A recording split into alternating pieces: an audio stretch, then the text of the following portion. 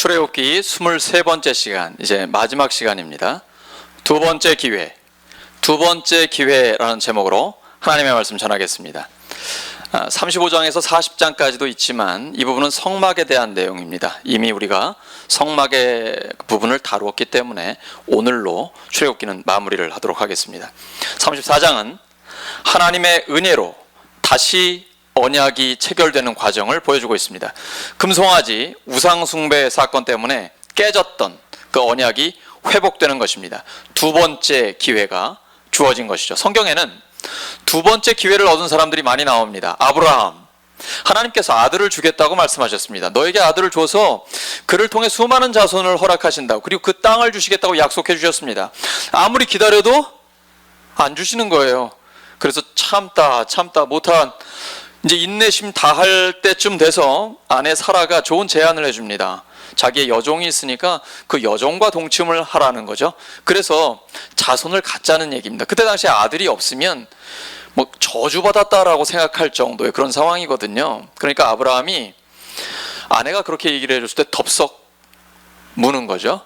그리고는 자기의 아내의 아들이 아니라 아내의 여종의 그 아들을 낳게 되는 겁니다. 그 사람이 바로 이스마엘이죠. 근데 하나님께서는 다시 기회를 주십니다. 그가 99세 때에 찾아오시고 아브라함이 100세 때에 약속하신 아들 이삭을 허락해 주십니다. 근데 여러분, 아브라함과 이삭은 부자지간 아닙니까? 죄를 짓는 것도 똑같이 합니다. 자기 생명 위협받고 목숨이 위태로우니까 자기 한 목숨 살려고 아내를 누이라고 속입니다. 근데 다시 기회를 주셔서 계속 함께 살 수 있도록 그렇게 해주십니다. 야곱은 아버지와 형을 속입니다. 장자의 축복을 자기가 가로채버리죠. 형이 가만두겠습니까? 아버지 돌아가시면 넌 죽었어 라고 위협하니까 사실은 엄마가 꾸민 일이니까요, 그 야곱을 멀리 보냅니다. 명분은 그 땅 가나안에서 며느리를 드리고 싶지 않다고 자기의 고향으로 보낸 거죠. 사실은 형이 자기를 죽일까봐 무서워서 도망가는 겁니다. 그런데 도망가 돌베개를 베고자 하는 그러한 고난의 때에 하나님께서 야곱에게 다시 기회를 주십니다. 내가 너와 함께 하겠고 너를 인도하겠다라는 하나님의 약속을 주시죠. 그래서 야곱은 거기를 벳엘, 베트가 집이라는 뜻이거든요. 히브리어로 엘 하면 하나님, 하나님의 집. 내가 여기에서 하나님을 만났다. 하나님이 다시 기회를 주셨잖아요. 모세는 어떻습니까? 40세에 살인을 저지른 사람입니다. 그리고 도망쳤어요.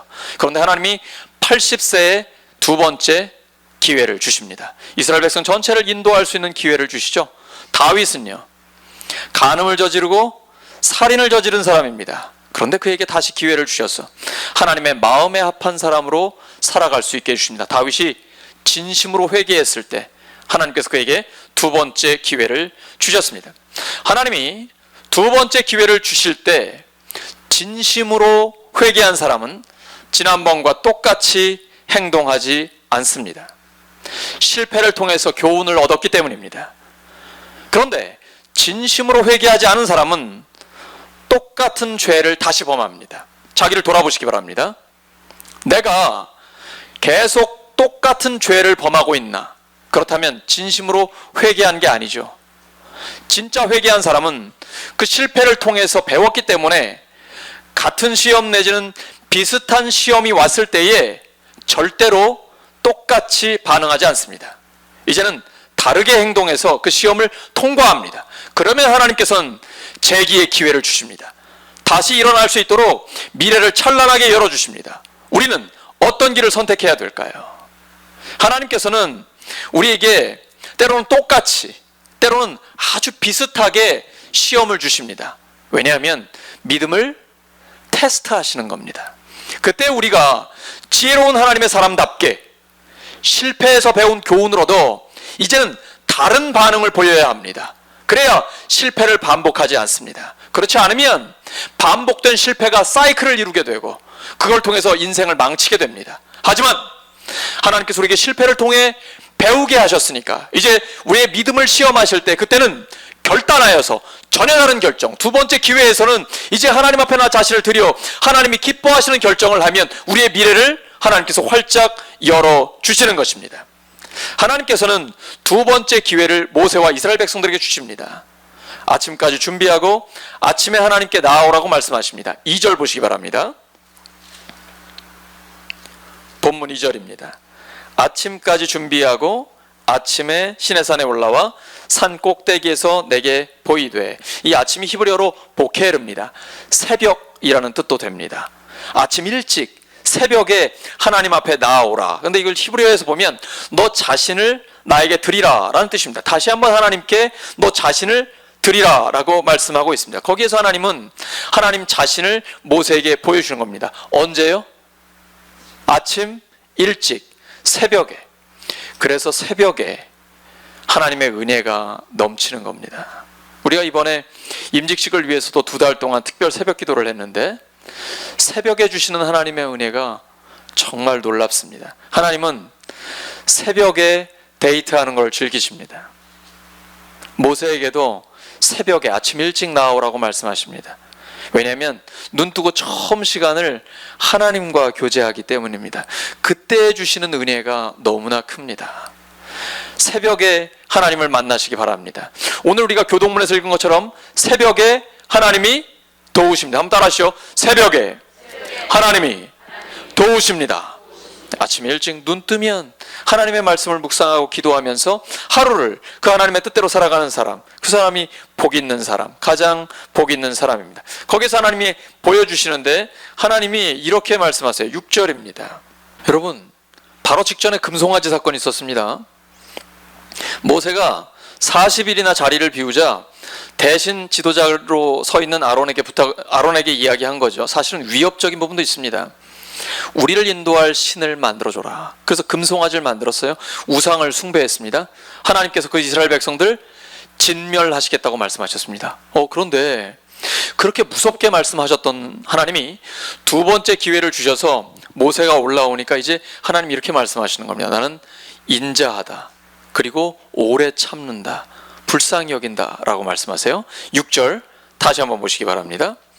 여호와께서 그의 앞으로 지나시며 선포하시되 여호와라 여호와라 자비롭고 은혜롭고 노하기를 더디하고 인자와 진실이 많은 하나님이라. 하나님은 이렇게 사랑하시는 하나님이라는 겁니다. 근데 이 인자라는 것은 히브리어로 헤세드인데 뜻이 한결같은 사랑입니다. 비록 금송아지 우상 숭배를 했지만, 하나님을 저버리고 돈을 사랑하고 하나님을 떠났지만, 그래도 하나님은 끝까지 포기하지 않으십니다.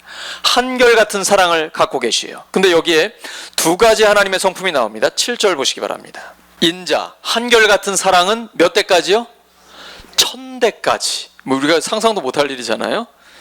이 옥산에서 오래 사신 분은 가문이 한 400년 정도 되신 분도 있다는 말씀 들었습니다.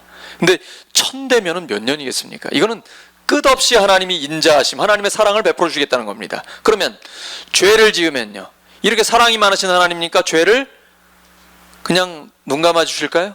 아니에요. 하나님은 사랑의 하나님인 동시에 공의의 하나님입니다. 죄에 대해서 심판하시는데 몇 대까지 하신다고요? 3, 4대까지. 그럼 아버지가 죄를 지으면 3, 4대까지 계속 그 죄에 대한 형벌이 내려가겠네요. 그래서 가계에 흐르는 저주를 피하라는 그런 책이 나온 거죠. 오해하신 겁니다. 그 책에서 주장하는 가계에 흐르는 저주를 말씀하는 게 아니에요. 고대 이스라엘 사회는 3, 4대가 함께 모여서 살았습니다. 우리 조상들도 그랬죠. 아버지, 아들, 그 아들의 손자, 또 그 아래 손자까지 3, 4대가 함께 모여서 살았잖아요. 제가 이스라엘에 가보면요, 거기에 집터가 남아있는데 방들이 얼마나 많은지 몰라요. 그 안에 3, 4대가 함께 모여서 사는 거예요. 그런데 만약에 아버지, 가장이 어떤 잘못을 저질렀어요. 심각하게 하나님 앞에 죄를 지었어요. 어떻게 될까요? 그 사람만 고통을 당하는 게 아니에요. 가족 전체가 다 고통을 당하게 됩니다. 하나님은 그 말씀을 하고 계신 거예요. 한 사람의 잘못이 공동체 전체에 심각한 피해를 줄 수 있다는 겁니다. 그리고 하나님은 벌을 주시는 걸 즐겨하지 않으세요. 생각해 보십시오.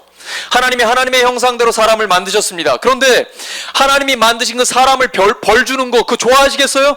하나님이 무슨 그런 취미가 있겠어요? 하나님의 본심이 아니라니까요. 그러니까 하나님은 최소한의 벌을 주는 거예요.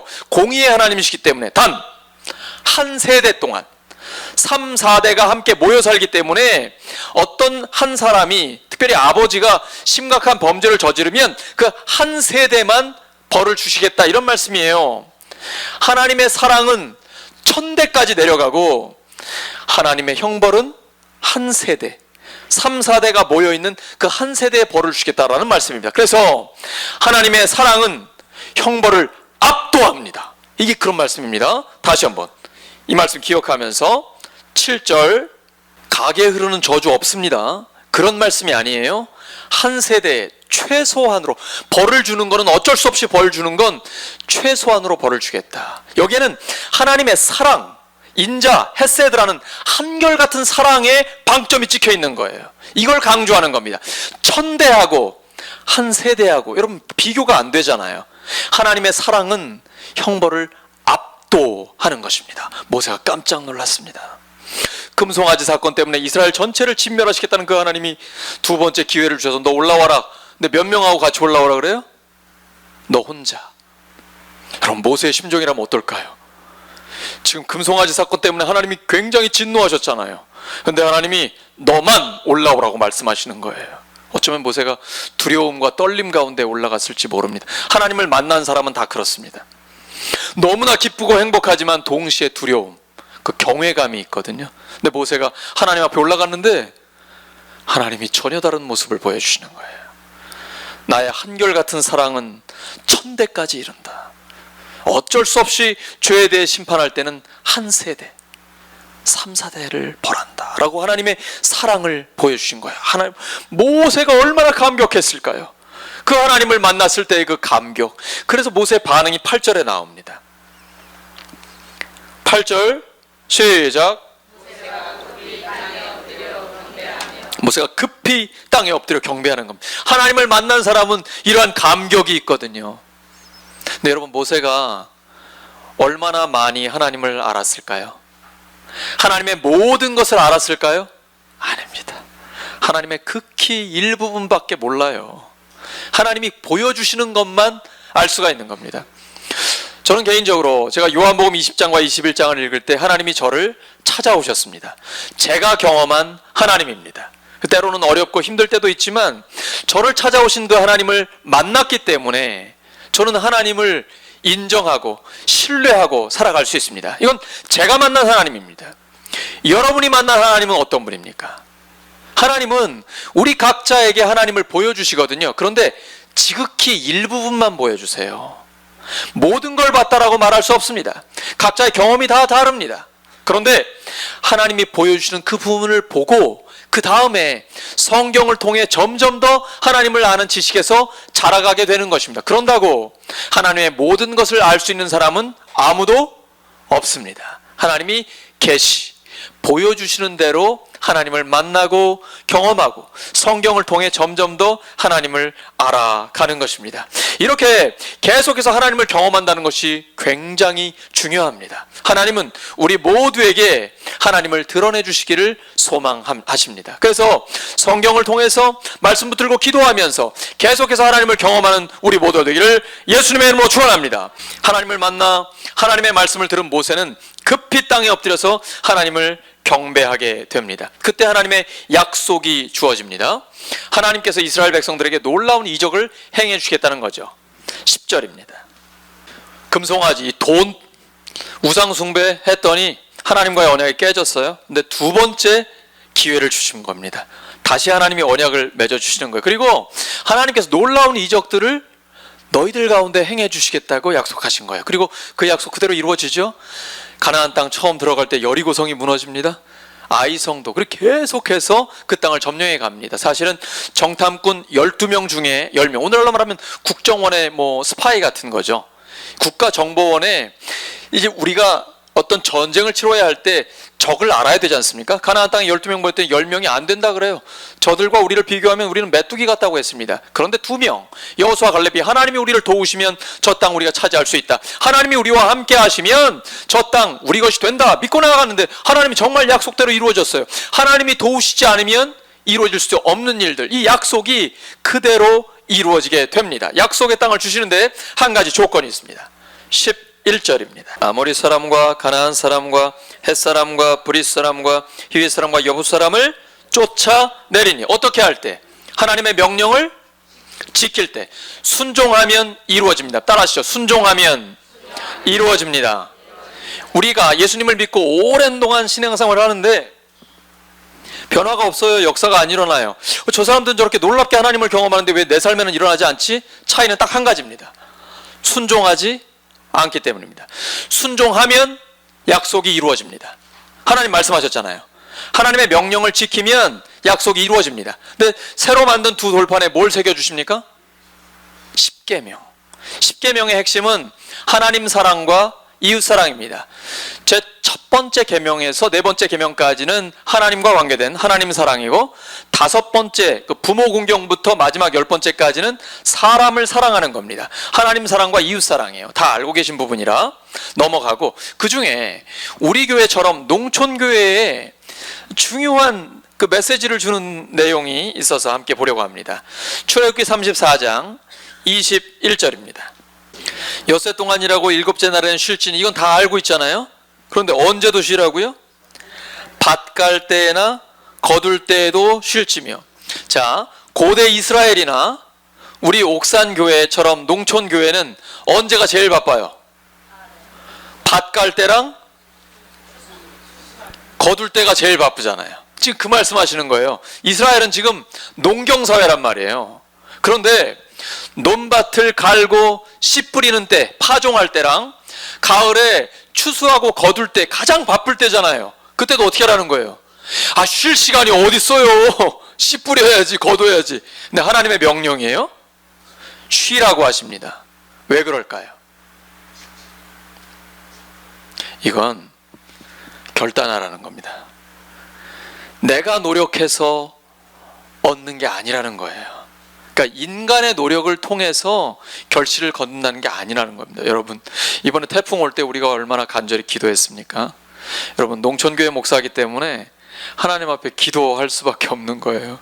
근데 이 일기를 어떻게 하겠어요?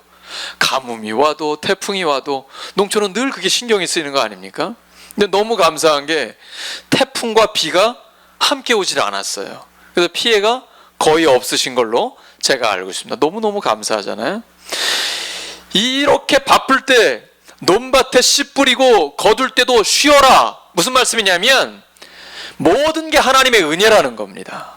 하나님의 선물이라는 거예요. 우리에게 재물 얻을 능력을 주시고 건강과 지혜를 주시고 여건과 환경을 허락하시기 때문에 결실이 맺혀지는 것이지, 우리가 물론 최선을 다하지만 인간의 노력으로 된 것이 아니라는 것입니다. 그 선언을 하는 거예요.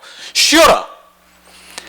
씨 뿌리게 할 때도 추수를 할 때도 쉬어라. 하나님이 역사하시는 거다. 근데 쉬지 않으면 하나님과의 깊은 교제가 이루어지지 못합니다. 기도하는 여유가 있어야 합니다. 생각할 수 있는 여유가 있어야 됩니다. 쉬면서 하나님께 예배드리고 깊이 기도하고 하나님의 뜻을 묵상할 때 내가 지금 바른 길을 걷고 있는가, 내가 바르게 가고 있는가 다시 한번 하나님이 깨닫게 해주십니다. 방향을 잡게 해주시는 거거든요. 하나님이 신명기 8장 17절 18절에 이렇게 말씀하십니다. 내 하나님 여호와를 기억하라. 그가 내게 재물 얻을 능력을 주셨습니다. 이같이 하심은 내 조상들에게 맹세하신 언약을 오늘과 같이 이루려 하심이니라. 아멘. 내게 재물 얻을 능력을 주셨습니다. 우리 옆 사람 축복하시기 바랍니다. 하나님께서 당신에게 재물 얻을 능력을 주시기를 소망합니다. 축복해 주시기 바랍니다. 하나님께서 당신에게 재물 얻을 능력을 주시기를 바랍니다. 축복합니다. 그 재물 가지고 어디에 쓸까요? 하나님의 영광을 위해서. 가난하고 어려운 이웃들, 불쌍한 이웃들, 이웃 교회들을 살리는 데 우리가 쓰는 겁니다. 그 재물 얻을 능력을 하나님께서 우리에게 주시는 겁니다. 내가 쉬면 안 될 것 같죠? 근데 내가 쉬면 하나님이 역사하십니다. 나는 하나님의 기준대로 쉬면서 최선을 다해 하나님의 일을 합니다. 그럼 내 일은 누가 하실까요? 하나님이 하십니다. 얼마나 멋집니까? 나는 하나님의 일에 최선을 다하고 하나님은 내 일에 최선을 다해 주시고 책임져 주시고. 마태복음 6장 33절 말씀, 먼저 그의 나라와 그의 의를 구하라. 그리하면 이 모든 것을 너희에게 더하시리라. 그런데 마귀는, 사탄은 계속 우리를 바쁘게 만듭니다. 돈 때문에, 사람 때문에 바쁘게 만듭니다. 얼마나 바쁘면 하나님을 만날 여유도 없습니다. 여러분, 이게 마귀의 계략인 거 아시겠죠? 요즘 인사가 다 그거예요. 바쁘신 중에도 와주셔서 감사합니다. 다 바쁜 거예요. 다 바쁜 거 좋은 거 아닙니다. 때로는 쉬어야 합니다. 하나님이 쉬라고 말씀하셨습니다. 수고하고 무거운 짐진 자들아 다 내게로 오라. 내가 너희를 쉬게 하리라. 주님 안에서 쉼을 누리는 것 매우 중요합니다. 기도할 수 있는 여유, 생각할 수 있는 여유는 하나님과의 교제에 있어서 굉장히 중요한 것입니다. 이제 하나님이 말씀하십니다. 출애굽기 23장 30절입니다. 하나님께서 약속하셨는데 그 약속의 땅을 주시겠다고 말씀하셨는데 한꺼번에 되는 게 아닙니다. 성경을 읽어보시면 한 번에 되는 게 아니에요. 출애굽기 23장 30절 조금씩 쫓아내리라. 그러니까 적들이 그대로 있는 거예요. 가나안 땅, 약속의 땅에 들어갔는데 하나님이 적들을 그냥 한꺼번에 확 쫓아내면 좋잖아요. 근데 그렇지 않고 조금씩 쫓아내 주시는 거예요. 다음 29절입니다. 적들이 갑자기 다 나갔어요. 그럼 어떻게 될까요? 뭐가 거길 차지하겠습니까? 들짐승들이. 그러니까 이스라엘 백성들에게 피해를 주는 거거든요. 요즘 고라니 때문에 굉장히 힘드시죠? 우리가 사람이 별로 없기 때문에 그래요. 주택이 많지 않으니까. 자연이 살아있으니까 그러지 않습니까? 이스라엘도 마찬가지거든요. 약속의 땅 들어갔을 때 하나님께서 갑자기 적들을 다 없애버리면 들짐승들이 너무 많아져서 오히려 피해를 입게 되고요. 유익하지 않거든요. 적들이 적당히 있는 겁니다.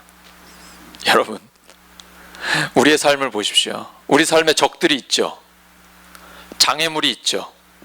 하나님은요, 우리 삶의 장애물을 적당하게 놔두십니다. 계속 놔두세요. 왜 그럴까요? 그 장애물이 있으면 여러분 어떻게 하십니까? 뭐 합니까? 그 장애물 때문에 뭐예요? 기도 안 하세요? 힘들어서 기도 안 하십니까? 그 사람 때문에, 그리고 그 상황 때문에 기도하게 되잖아요. 아무 일도 없고 탄탄대로로 만사형통하면 여러분 오히려 조심하셔야 됩니다. 선줄로 생각하는 자 넘어질까 조심하라. 타락하기가 쉽습니다. 잘 나갈 때는 빨리 엎드려야 됩니다. 하나님께서 우리에게 장애물을 주시는 것은 우리에게 유익한 겁니다. 사람의 삶에는 적당한 긴장이 있는 것이 좋습니다. 제가 25살 때 어려서부터 사실은 노량진 근처에 살았기 때문에 수산시장을 잘 알거든요. 그래서 새벽 일을 제가 오래 했습니다. 근데 수조에다가 물고기들을 많이 담아오잖아요. 그러면 거기 굉장히 비싼 물고기들이 있거든요. 그 안에 꼭 집어넣는 게 있어요. 뭘 집어넣을까요? 싫어하는 적을 딱 집어넣습니다. 천적을 집어넣어요. 왜 그럴까요? 그래야 계속 도망치거든요. 그 좁은 수조 안에서 계속 도망치면서 건강하게 싱싱하게 펄떡펄떡 살아있는 거거든요. 하나님이 우리의 삶의 장애물을 적당하게 두십니다.